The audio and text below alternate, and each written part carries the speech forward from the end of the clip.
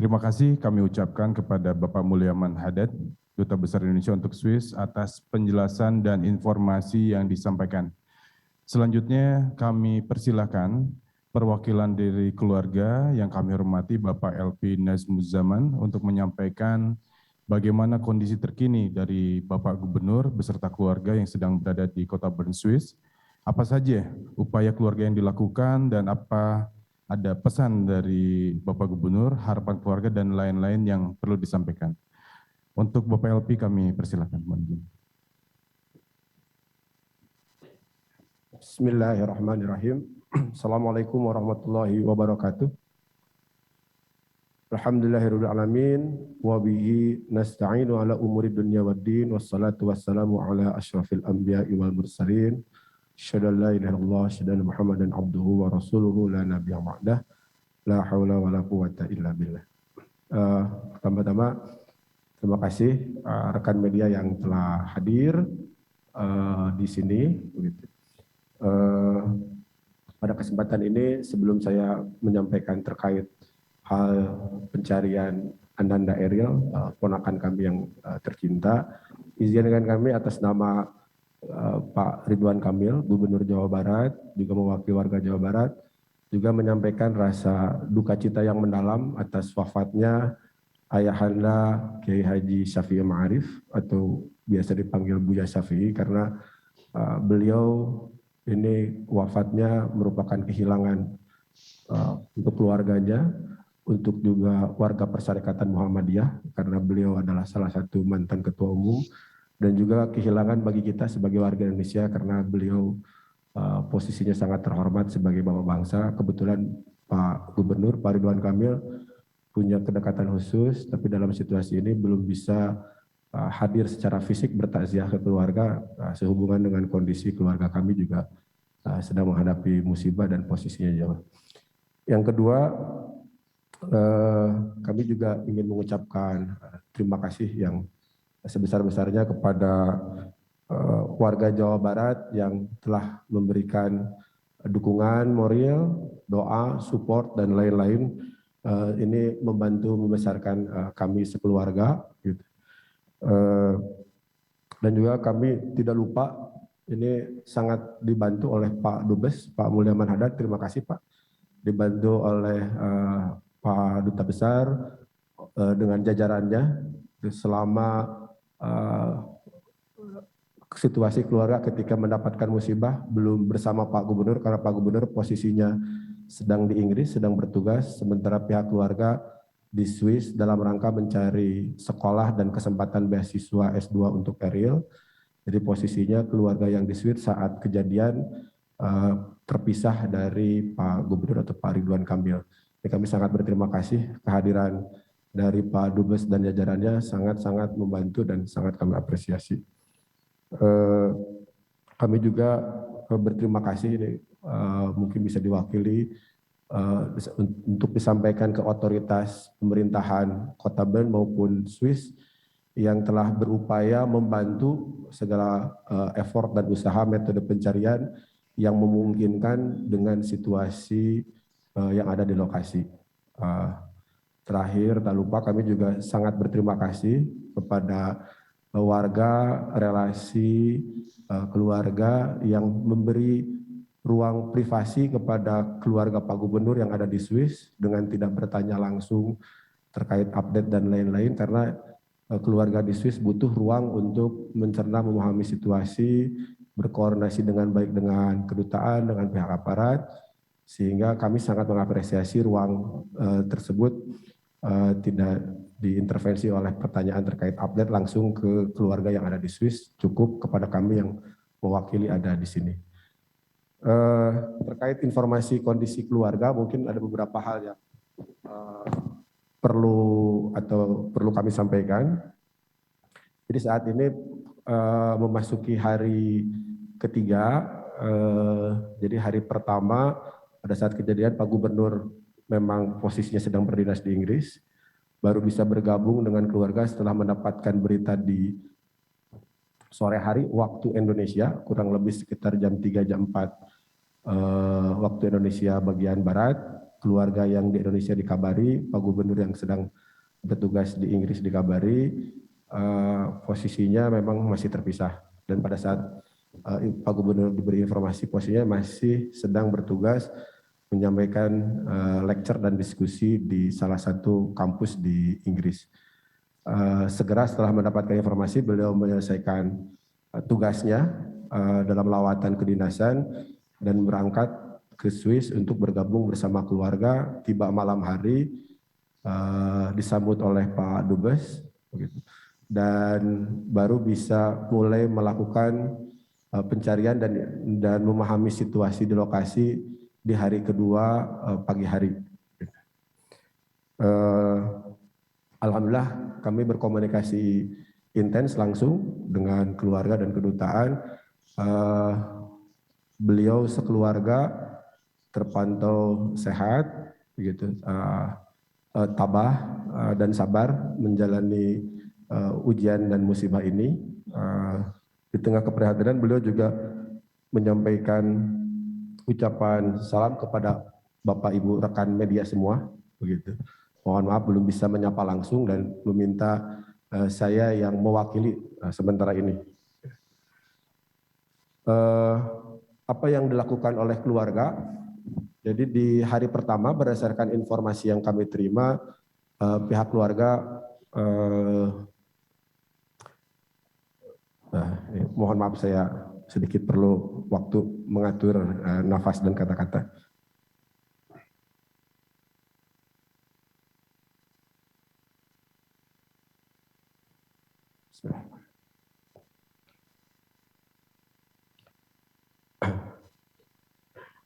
Saya mungkin sedikit bercerita situasi kejadian, begitu, dan yang kami terima dari pihak keluarga di Swiss.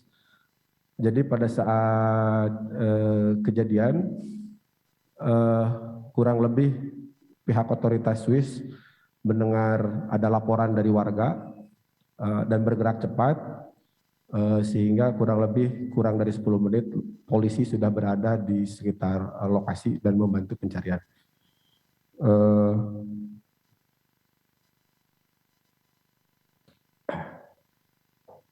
Kalau boleh izin Pak Moderator langsung tanya jawab saja, nanti saya sampaikan dalam tanya jawab. Terima kasih banyak. Baik, terima kasih Kang Elvi atas penyampaiannya. Bapak Ibu dan rekan-rekan media, selanjutnya kami buka sesi tanya jawab dan kami harapkan pertanyaan ini tidak melebar. Gitu ya.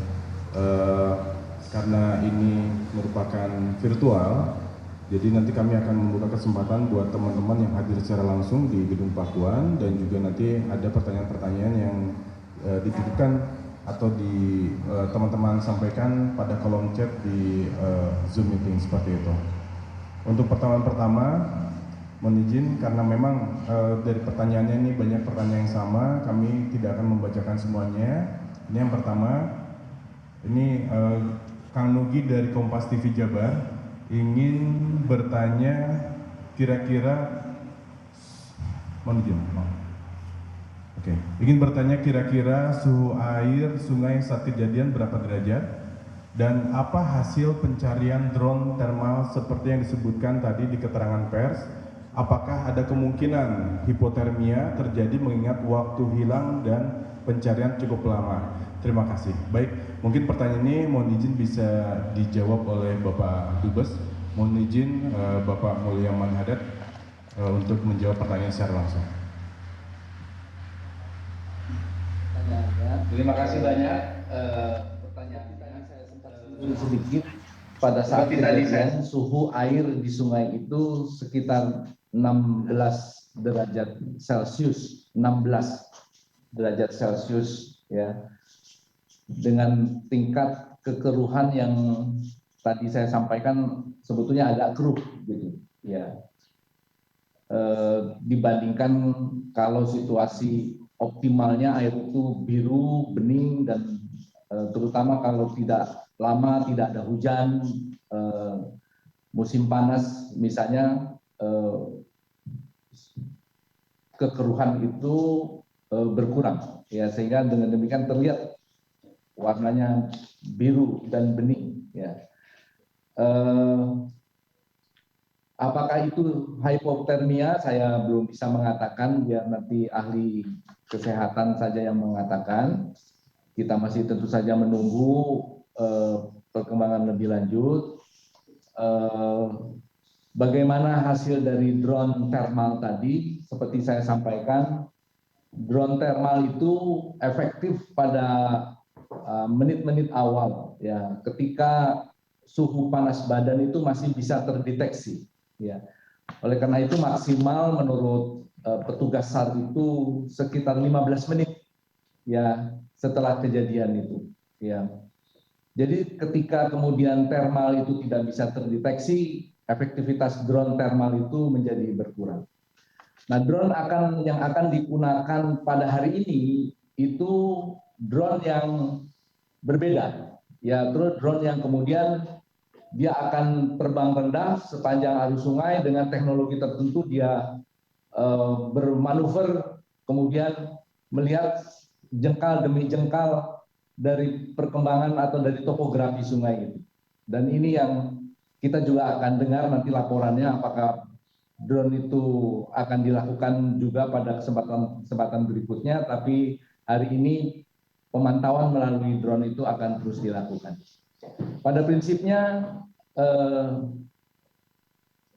setiap metode atau cara yang dimungkinkan kita berharap bisa dimungkinkan agar kita istilahnya merasa bahwa sudah optimal semua upaya untuk mencari ini dilakukan. Saya kira demikian, Pak Moderator.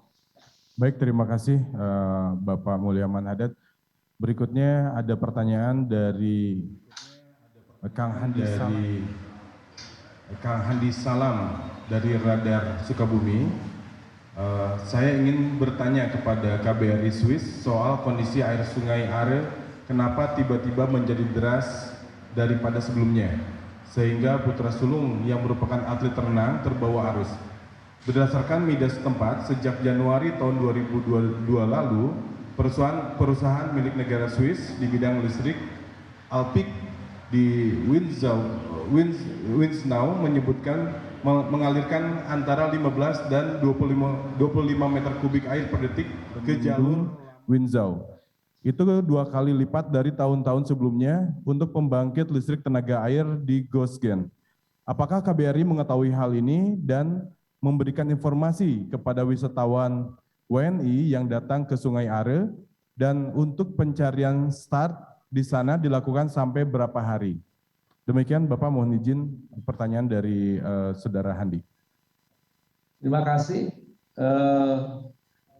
Kondisi air itu sebetulnya selalu dalam situasi yang relatif konstan, ya, karena memang dari dataran tinggi ke dataran rendah, ya. Sumbernya tentu saja dari melelehnya salju di atas gunung karena musim panas, dan kemudian itu menjadi sumber air yang besar. Swiss memang sangat diuntungkan karena topografinya, sehingga sumber listrik berbasis air itu menjadi bagian besar di dalam pemenuhan listrik negaranya, ya, di samping ada sumber energi yang lainnya. Tapi peranan energi yang datang dari pemanfaatan arus air ini menjadi sangat dominan. Sehingga dengan demikian tentu saja memang tidak ada rekayasa arus, ya, karena memang secara konsisten arus akan seperti itu. Perbedaan mungkin terjadi dari hari ke hari karena tergantung bagaimana di awalnya itu, apakah ada tambahan hujan atau ada fenomena alam lainnya sehingga kemudian mempengaruhi debit air atau jumlah air yang meluncur menuju ke dataran yang lebih rendah. Jadi sama sekali tidak ada hal-hal yang saya kira spesial. Semua dari tahun ke tahun tentu saja sudah dipelajari, ya, sehingga dengan demikian arus memang selalu agak deras, ya, atau mungkin boleh dikatakan untuk ukuran kita itu cukup deras, ya. Dan itulah yang menarik bagi wisatawan karena derasnya air itu, ya. Karena anak-anak muda yang biasanya loncat dari jembatan tinggi senang betul dengan arus yang deras ini, gitu. Jadi memang bagi mereka ini satu istilahnya fenomena yang kemudian dimanfaatkan sebagai pusat wisata, ya, tidak hanya oleh masyarakat yang datang dari luar negeri, tapi juga dari masyarakat setempat. Jadi tidak ada hal yang spesial, dan tentu saja karena ini sudah menjadi satu hal sehari-hari, ya, artinya kejadian yang normal sehari-hari, ditambah dengan penjelasan-penjelasan dan tambahan rambu-rambu di sepanjang sungai. Jadi sepanjang sungai juga pemerintah setempat sudah memberikan rambu di mana boleh meloncat, di mana dilarang meloncat, di mana ada batu dan seterusnya. Saya kira sudah cukup jelas, juga disediakan di sepanjang sungai, ya, karena pemerintah juga menjaga betul konservasi topografi sungai ini, sehingga saya kira memang begitu adanya. Ya, mudah-mudahan ini bisa menjawab pertanyaan dari saudara siapa tadi, Adi, ya. Demikian Pak Moderator. Baik, terima kasih Bapak. Mohon izin Bapak, ini ada sedikit pertanyaan juga dari Ratna Rakyat Merdeka. Bagaimana mekanisme pencarian orang hilang di Swiss? Apakah ada limitasi waktunya Pak? Mohon izin Pak. Terima kasih atas pertanyaan ini. Sebetulnya tidak ada spesifik waktu, batas waktu maksimum kapan pencarian ini akan dihentikan. Karena ketika kemarin kami bertemu dengan tim SAR, mereka merasa, terutama jawaban dari polisi sungai mengatakan adalah menjadi tugas kami untuk setiap saat terus memantau keamanan dari sungai ini. Jadi dia atau mereka tidak mengatakan bahwa dalam beberapa hari misalnya tidak ditemukan maka kemudian pencarian dihentikan. Tidak seperti itu. Pencarian akan terus berlangsung setiap hari karena memang itu menjadi tugas dari mereka sehari-hari, memantau situasi setiap titik, setiap pojok dari sepanjang sungai yang sangat dilindungi itu, kemudian tentu saja menjadi bagian yang tidak terpisah dari upaya pencarian. Jadi pelaksanaan tugas sehari-hari sebagai bagian yang tidak terpisah dari upaya SAR yang juga menjadi program mereka. Jadi demikian, tapi mereka mengatakan ada 3 kritikal waktu penting.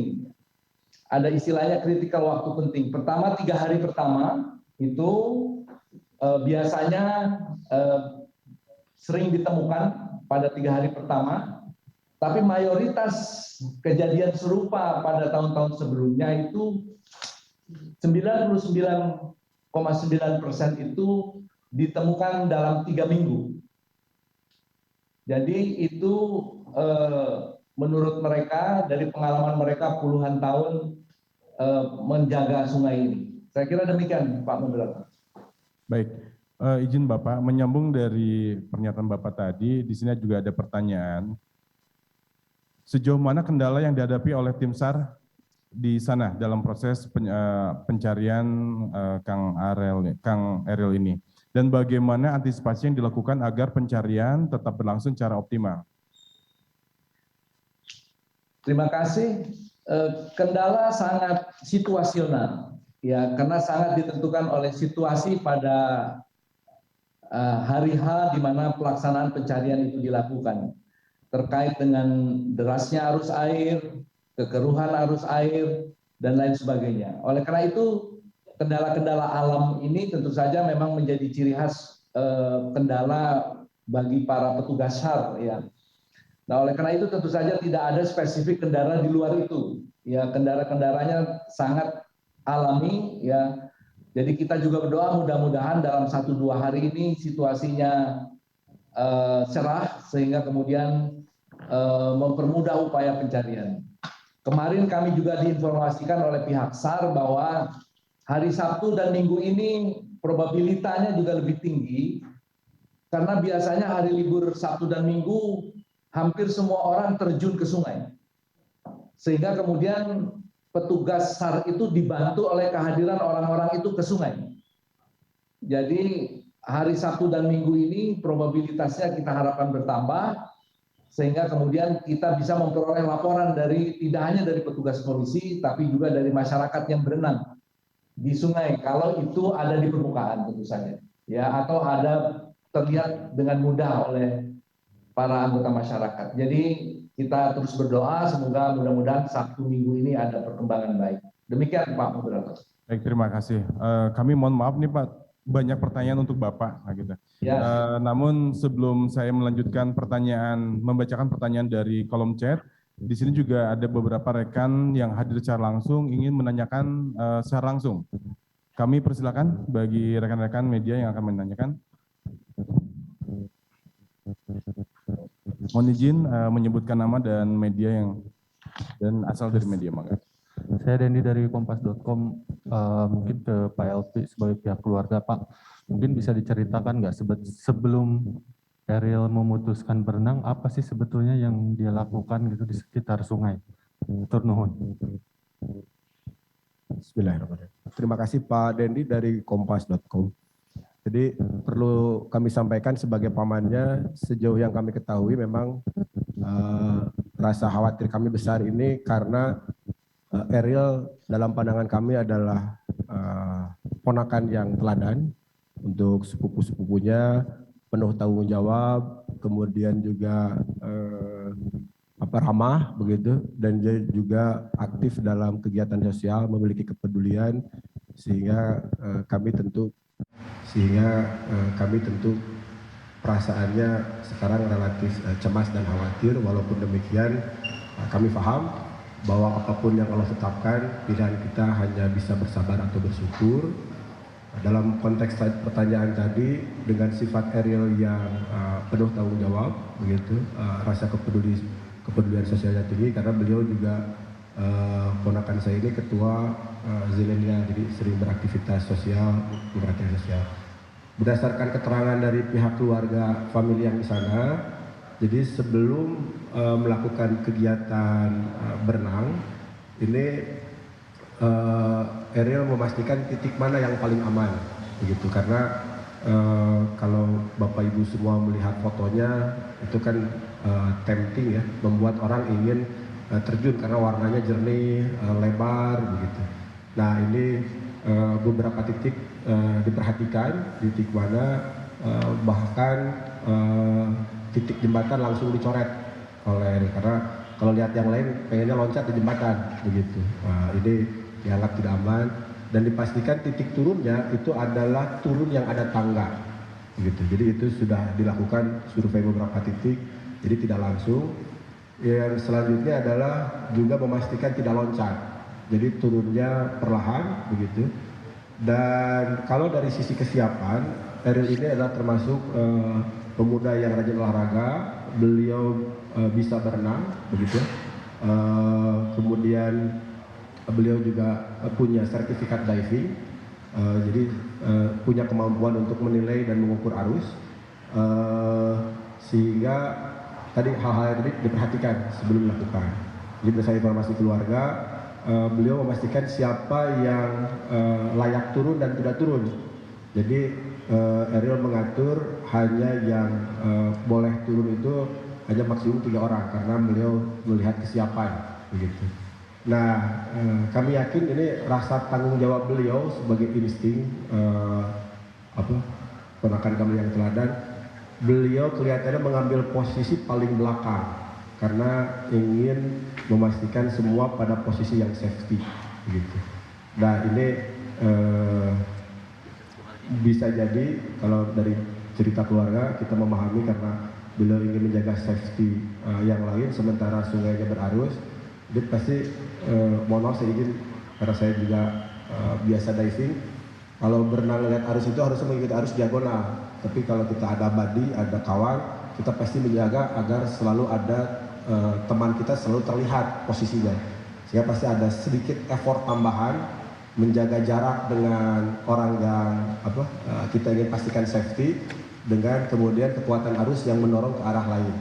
Nah ini karena informasi keluarga, Ariel memastikan yang lain bisa sampai ke daratan begitu. Nah kelihatannya Setelah itu mungkin ada situasi arus yang tidak bisa dikendalikan. Jadi poinnya adalah secara fisik mental siap, secara lokasi sudah dipastikan safety, tapi mungkin ada sesuatu hal yang di luar ukuran manusia. Berdasarkan informasi yang kami terima dari pihak keluarga, kebetulan di hari itu debit air relatif lebih tinggi dibanding hari-hari sekarang. Begitu. Itu yang mungkin ada situasi yang qadarullah begitu ya, di luar jangkauan ukuran manusia yang bisa diantisipasi. Mungkin itu bisa menjawab pertanyaan dari Pak Dedi Kompas.com. Terima kasih.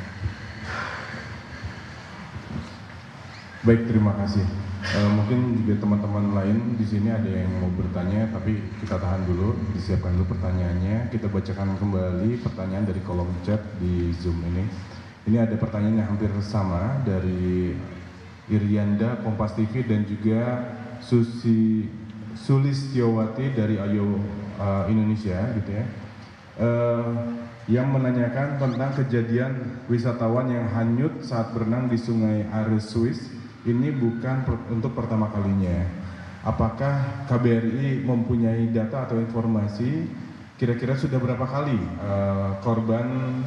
kejadian korban tenggelam di sana, gitu ya? Terus kebijakan apa yang telah dibuat pemerintah untuk mengantisipasi berulangnya peristiwa yang sama? Mohon izin Bapak Mulyaman Hadad untuk bisa menjawabnya. Terima kasih, Pak. Terima kasih Pak Moderator. Ini juga penting, kemarin kita tanyakan kepada pihak polisi dan SAR. Dari mereka kami memperoleh informasi setiap tahun kejadian serupa begitu kira-kira terjadi 15 sampai 20 kasus setiap tahun.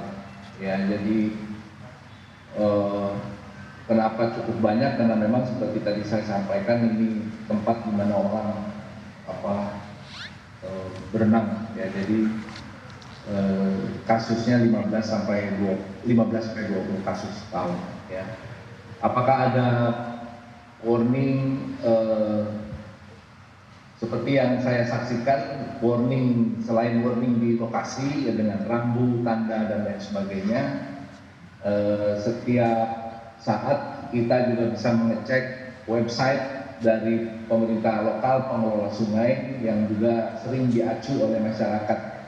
Bagaimana berapa suhu air hari ini, itu kita tidak perlu datang ke sungai untuk mengecek, karena kemudian pihak pemerintah sudah menyampaikan data dan informasi yang lengkap, termasuk perkiraan arus derasnya, rata-rata tergantung juga, tapi rata-rata 180 sampai 230 meter kubik per detik, ya, itu selalu disampaikan. Jadi saya melihat sudah cukup banyak informasi yang bisa dimanfaatkan oleh masyarakat, dan karena ini menjadi kebiasaan setempat, biasanya masyarakat langsung mengacu pada sumber-sumber informasi seperti itu kalau kemudian mau berenang, ya. Karena tidak hanya orang dewasa, anak-anak sekolah, ya, bahkan anak-anak balita, bahkan ada yang berenang bersama hewan piaraannya, ya, dan lain sebagainya. Jadi semua tentu saja terjadi itu, dan menurut saya informasinya sudah demikian Pak Moderator.